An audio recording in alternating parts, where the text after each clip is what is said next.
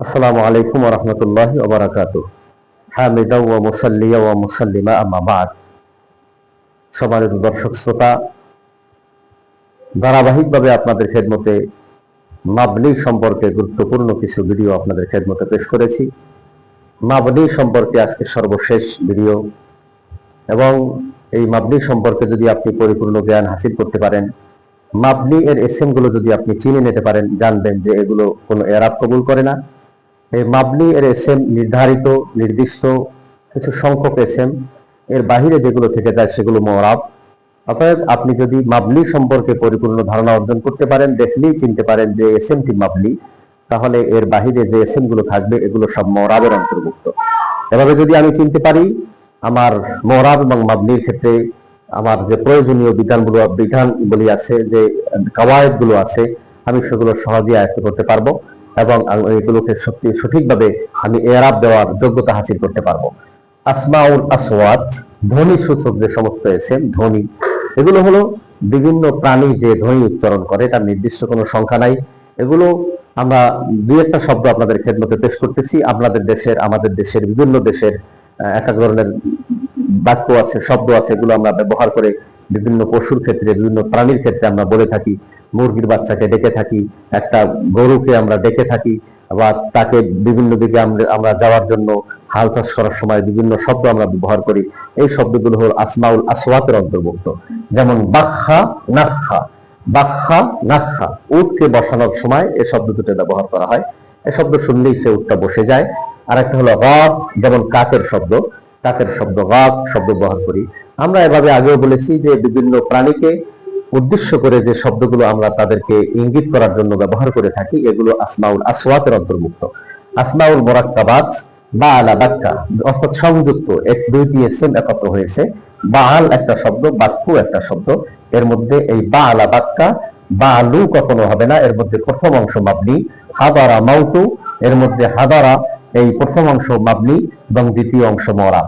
বাআলা বাক্কু, হাদারা মাউতু, এই শব্দ দুটি আসমাউল মুরাক্কাবাতের অন্তর্ভুক্ত, যার প্রথম অংশ মাবনি এবং দ্বিতীয় অংশ হলো মুরাবের অন্তর্ভুক্ত। এই জন্য বাআলা বাক্কা, বাআলা বাক্কু দুই ধরনের হতে পারে, কিন্তু লামে তার কোনো পরিবর্তন হবে না।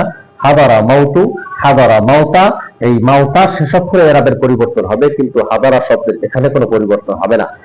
আর দশক সংখ্যা আমাদের 11 থেকে যে আমরা 19 পর্যন্ত গুনে থাকি, আহাদা আশারার মধ্যে এই আহাদা এবং আশারা, এই শব্দ তেসা, আহাদা আশারা এবং তেসা আশারা, এই আহাদা আশারা, ইসনা আশারা, সালাসাতা আশারা, আরবাতা আশারা, এই শব্দগুলোর মধ্যে প্রথম যে অংশটা থাকে, এই অংশটাকে আমরা মানে মাবনির অন্তর্ভুক্ত করব আহাদা আশারা থেকে তেসা আশারা পর্যন্ত।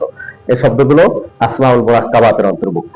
আসমাউল কেনায়াত, অর্থাৎ আসমাউল কেনায়া, অর্থাৎ কত বা কি এ জাতীয় প্রশ্ন করার জন্য যে আমরা শব্দগুলো ব্যবহার করি। কাম, কাজা, কাম, কাজা, কাইতা, যাইতা, কাআইয়েন। কাম, কাজা, কাইতা, যাইতা, কাআইয়েন, এই যে শব্দ এখানে 5টা উল্লেখ করা আছে, এই শব্দগুলো কেনায়াতের অন্তর্ভুক্ত।